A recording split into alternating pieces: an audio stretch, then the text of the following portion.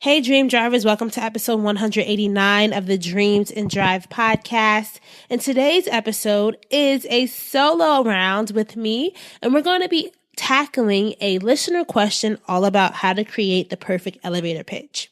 Before we get into today's content, though, a few reminders. Number one, please make sure that you are sharing on social. If you enjoy this episode, if you find it useful, I'd really appreciate it if you continue to share with your own communities. I love it when you guys are posting on Instagram and reposting on Twitter and Facebook and LinkedIn, all those good places. Continue to do it. I see it and I appreciate it. If you haven't already subscribed to the channel, this is your first time listening, wherever you're listening, hit that subscribe button so that you get notifications every time we have a new episode. And if you're listening on Apple Podcasts or iTunes specifically, I would love for you guys to go in, click on ratings and review, and leave us a review, leave us a rating. It really helps other listeners find out about the show and want to engage. And finally, a reminder, I am still looking for feedback for our annual Dreams and Drive listener feedback survey. You can fill it out by going to dreamsanddrive.com/survey. And at the end of the month, I am going to be picking winners to win a $25 Visa gift card. So please help me out. So today's question is coming from Henrietta. And it says, in episode 171, where you talk about networking and building relationships, you mentioned the elevator pitch. I can imagine what I would say if I was already employed or actively pursuing a career, but I'm still in school. How can I create a short professional summary that is still interesting and makes people want to know more about me, even though I don't have that much experience? So first off, I want to say, I think that we all have a story, right? Our stories are interesting. It's all about how we craft it. So no matter where you are along your journey, you have a story. And I think what most people often fail to realize, it's in the how, it's in the telling of the story that often intimidates us and we feel like we don't know what to say. But you definitely have a story and it's definitely interesting. And I hope that with just going through some of the exercises that we're going to do today will really help you be more confident in crafting it and practicing it and taking it out into the world. So when you think of an elevator pitch, what is it? So normally an elevator pitch is a way to give someone a look into who you are and how they can relate to you. The term comes from this concept of what can you say in under 30 seconds or less? So, a typical normal elevator ride. What can you say about yourself to someone? How can you pitch yourself to someone in 30 seconds or less that really gives someone an accurate depiction of you and then inspires them to take some type of action? So that's where the term elevator pitch comes from. The aim is normally to start conversation, to build relationships, or to do some sort of transaction. All right? So you guys got what's an elevator pitch? Where do you use it? People use it all the time at networking conferences, when you're meeting people. You could be pitching yourself every day in so many different ways and you don't even know. So in an elevator pitch situation, you normally want to know 4 things, right? You want to have a sense of your audience. You want to have a sense for what's the goal of you describing yourself. What's the goal of you pitching yourself? You also want to have an awareness of your situation, right? So if you're in an elevator, you may not have that much of a time with someone versus whether you're at a trade show and you're networking with somebody on the exhibition floor, something like that, you might have more time. So you definitely want to have awareness of your situation, your setting, your time period, and also think about, so what's your close? What are you going to ask for at the end, or what do you want people to really get out of it? And I'm saying that's different from your goal because your close is normally tied to, hey, do you have a business card? Hey, take my information. Or there's something that you're going to do. You might even make your close a question. So what do you do, right? So there's always these 4 characteristics of a good elevator pitch. Your audience, knowing your goal, knowing your setting, your situation, and then also having some sort of close or call to action. And knowing your audience, I think, is probably the most important because you have to have an idea for who you're talking to and what would be of interest to them. And that's where having a solid understanding of your story, and we're going to talk about this later, but is knowing what you can pull from the story bank that you think would ignite their flames and make them want to talk to you and make you guys want to expound on the things that you said in your elevator pitch. Because if you can make what you're saying relatable to somebody, depending upon what their interests are, or depending upon who they are, where they are, then I believe that's what's going to make your elevator pitch interesting. And it's not going to depend on your experience. It's really going to depend on your ability to articulate the experience. So I'm going to read you a quick elevator pitch that I normally write in any of my intro emails. I can also say this in person, but this one normally is something that I write to people when I'm trying to describe who I am and what is Dreams and Drive. So here it goes. Hi, my name is Rana Campbell, and I am the host and founder of Dreams and Drive, which is a weekly podcast for creative and lifestyle entrepreneurs who want to take their dreams from park to drive. I'm really passionate about helping people like me not give up on their dreams because I believe we all have unique gifts that, if correctly fueled, can lead us to greatness. So in this quick, short pitch, you get a sense for who I am, what I do, who I serve, and what's like my overall mission, what's driving me. Now, there's lots of ways that I can end this, right? But that's really my about me, short bio, elevator pitch. Got it. So here is an easy formula that I think works for anyone in the beginning stages of trying to create an elevator pitch that works for them, right? So there are 5 key things that I think you need to have in any great elevator pitch. Number 1, who are you? Number 2, what do you do? Number 3, what or who do you serve? Number 4, why do you serve? So, this is how do you help them, right? And then at the end, you want to have a sense for what do you want, right? These are the 5 things. These are the 5 things that really make a great elevator pitch. I'm going to say it one more time just for emphasis sakes. Number 1, who are you? Number 2, what do you do? Number 3, who do you serve? Right? Number 4, why do you serve? So this is the how do you help people? What's your passion? All that stuff. And then number 5 is what do you want? So what's the ask? What's the call to action? And this is what I think makes people's elevator pitches interesting because there's so much stuff that you can do here. And it's not about your experience. It's not about, how much credibility, all this stuff that you have. No, it's all about creating a story, and your story is who you are.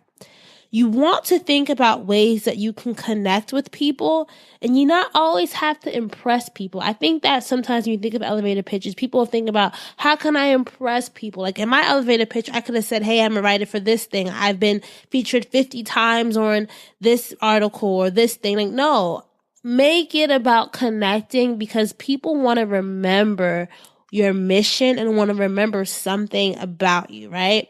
I think the key to any good elevator pitch is really leaving people with this sense of so what? What do you want them to remember about you?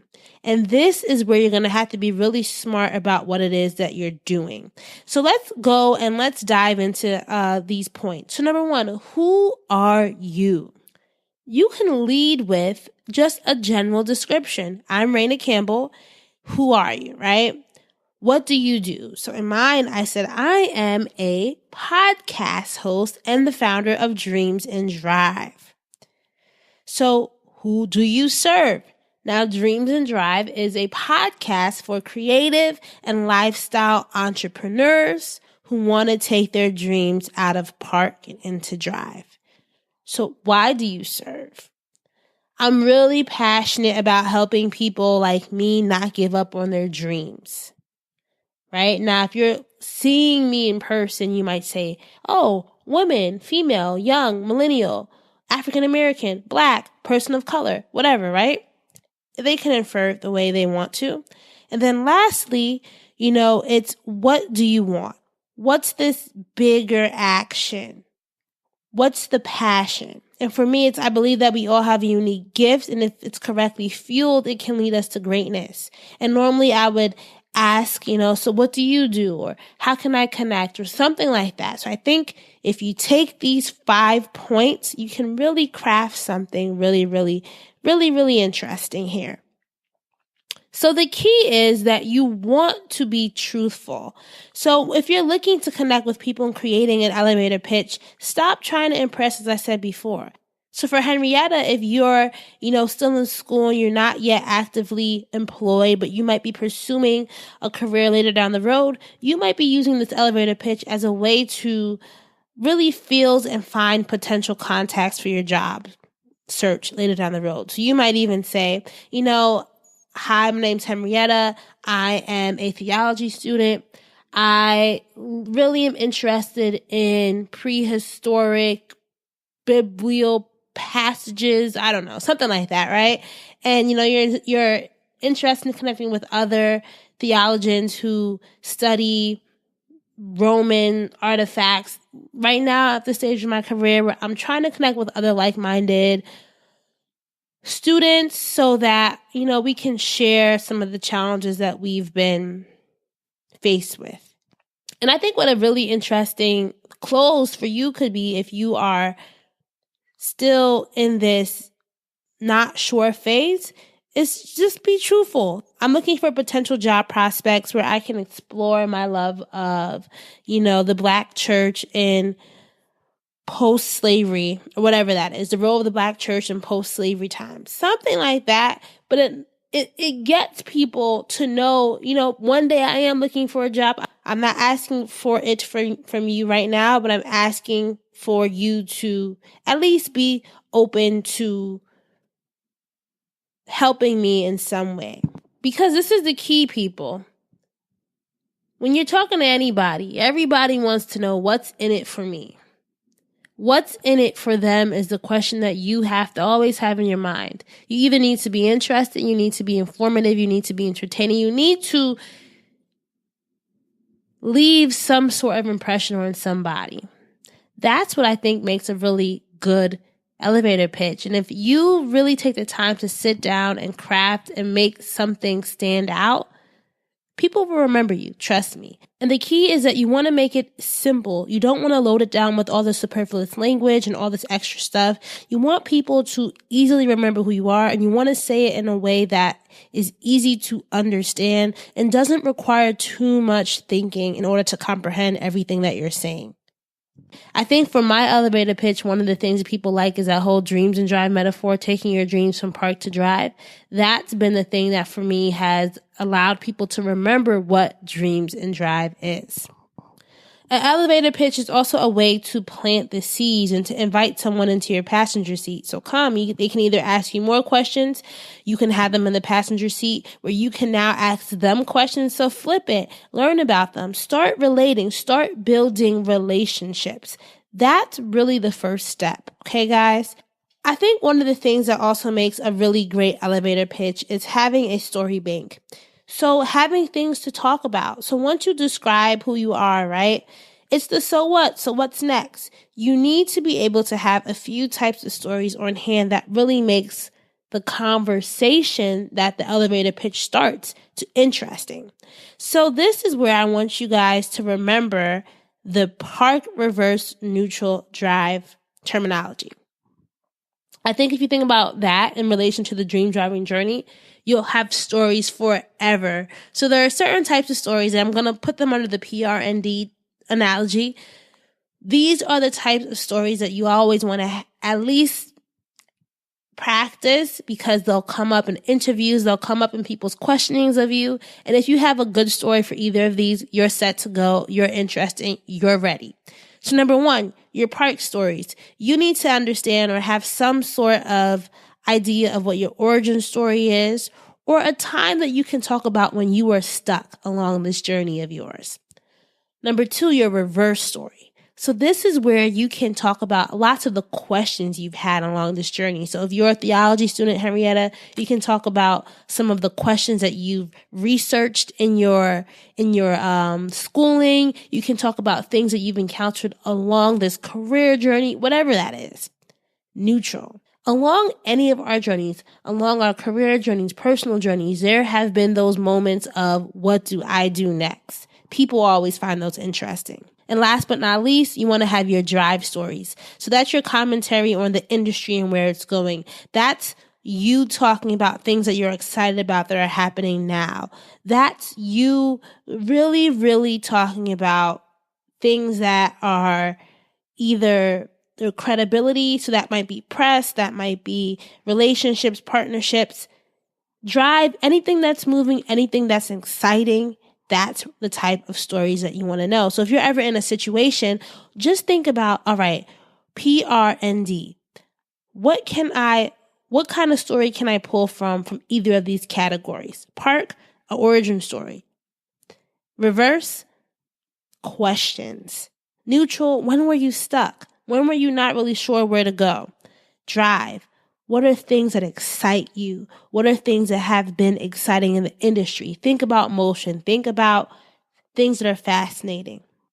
So as a recap, let's go through that one more time. So in order to craft a really great elevator pitch, you want to know who you are, what you do, who you serve, why you do what you do. And then lastly, what is it that you want at the end of this conversation? How can you take a next step? You can either say, hey, what do you do? So make it a question. Hey, I'd love to connect with you. Make it very simple for people to relate or to figure out how they can take some sort of action following the conversation. So there are some things that I think that we all can do to get better at elevator pitches, Henrietta. Number one, I think if you want to get better at your elevator pitch, you really, really, really have to do some research. Open up books, read headlines, read profiles of people, read biographies. One of my favorite things is to open up a book and read the about the author page. It might be on the back cover, the inside cover, but that's a really good short explanation of who the author is, and it relates to the story or relates to the book that you're reading in some way. Figure out what makes people stand out. What makes the elevator pitch boring to you? What's one that you want to learn more and you want to go and research the person even further? If you have a good summary, a good lead, a good tease, then your people will remember you and they'll want to learn more. And that's what you want people to do when you talk to them about yourself. Really lead with your passion and everything will flow from there. Number 2. I really, really recommend writing your elevator pitch down. Write it down until you memorize it. Write it down until you can learn how to interchange different parts of it depending upon where you are. Write it down, write it down, write it down. And that ties in with you have to practice your elevator pitch. You might even have to make different versions of it. And it really, I think that if you have your script, if you have your core version of it, you can easily change it. Once you get really comfortable with it, you can change it depending upon where it is. You can make it longer. You can make it even shorter. You can make it medium length. And this also can act as your bio as well. But it's really about making it interesting and practicing it. And with practicing it, you also want to practice it depending upon what your setting is. What's the type of event? What's the industry? Where are you? I think something that has helped me personally is learning more about sales. In the elevator pitch, you are selling yourself. You're learning how to connect with another person. You're learning how to sell yourself to somebody. So you always have to be thinking about how the person or the other end is receiving what you're saying. 2 books that I would recommend. One is more esoteric. One is more practical. Number 1, The Mastery of Love by Don Miguel Ruiz. And also number 2, How to Win Friends and Influence People. And that's by Dale Carnegie. You can get both at dreamsanddrive.com/bookstore. I love both of those books because they really take you into how can you relate to people. And I think that's what really drives any good summary. It's figuring out how to take your story and make it something that people want to know more of. After any type of pitch, I always think you should have something to give people, a way for them to remember you, whether it's an invitation for them to check you out on social, whether it's giving them a physical business card. They say that business cards are dead, but I still think that transaction, that giving something physical to somebody still matters, and it also helps you stand out. You can also drive them to your website, a portfolio of some sort, but take the time to give them something to react to. You can show them a picture. I don't care, but I really believe that you want to make there be some sort of handoff in the elevator pitch process. It could be ideas, something, get them to respond to you in some way. The biggest thing, though, I will say with any elevator pitch, and once you've made that connection, that relationship starting, you need to follow up. So much gets lost in the follow-up. Now, it's funny. I'm going to tell you guys a story. So I interview high school students for their Princeton alumni interviews. This is when they're applying to the university. They each get an alumni interview, and I've been doing it for 5 years. I'm telling you, in the 5 years that I've done it, 0 students have followed up and said thank you. It was nice to meet you. They were basically pitching themselves to me for 30 minutes, and nobody ever thought to follow up.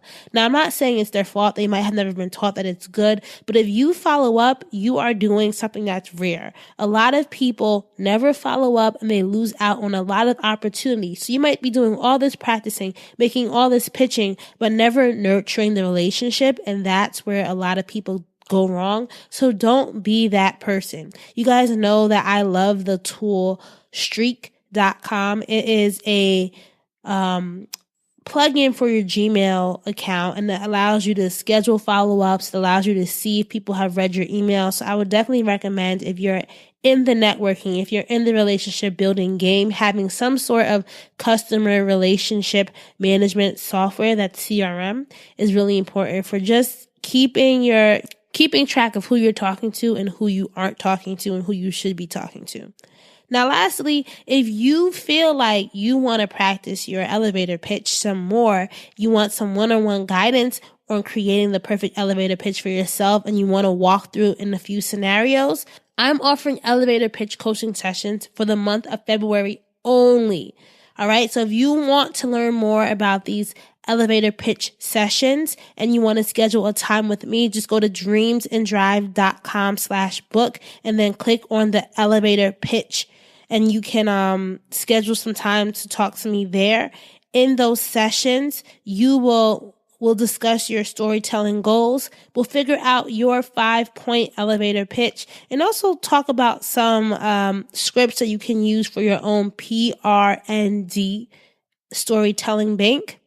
And then we'll walk through some scenarios. So I'll ask you questions and really have you comfortable saying what your elevator pitch is. And you also get a recording of each session. If you're someone who needs some help in crafting your biography, if you need some help in just talking to people about who you are, sign up for a time with me. That's dreamsanddrive.com/book. I'm really passionate about talking to people about their stories. And as you guys know, I interview people all the time. So I really know how and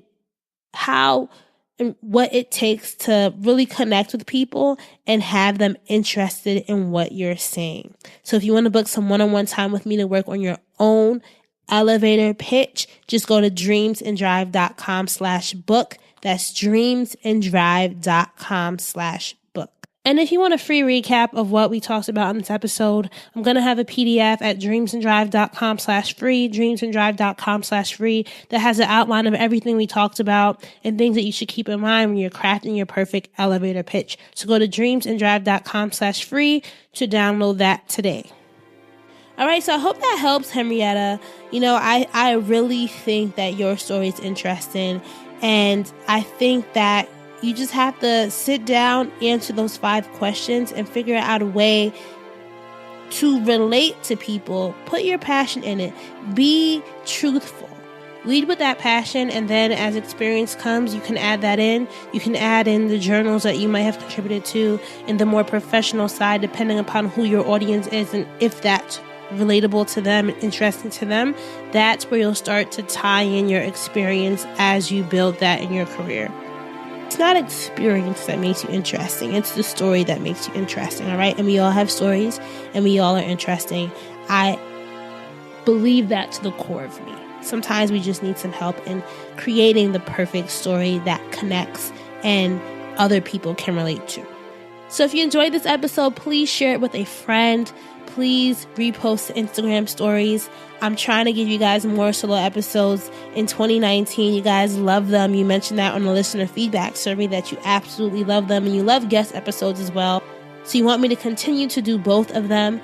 If this is your first time listening, please make sure that you subscribe and And if you're listening on Apple Podcasts, please leave us a rating and review. I mentioned this earlier, but we are still doing a giveaway for those who fill out our Dreams and Drive listener feedback survey. Just go to dreamsanddrive.com/survey to enter. Leave us feedback. Tell me what your favorite episodes are, how you think we can improve. I read everything and I'm taking into action what you guys are saying, all right? So I really, really appreciate that. And if you want to book some time with me to work on your elevator pitch, just go to dreamsanddrive.com/book and you can set up some one-on-one time with me. All right. Keep dreaming, keep driving, and we'll chat again in episode 190. Bye, guys.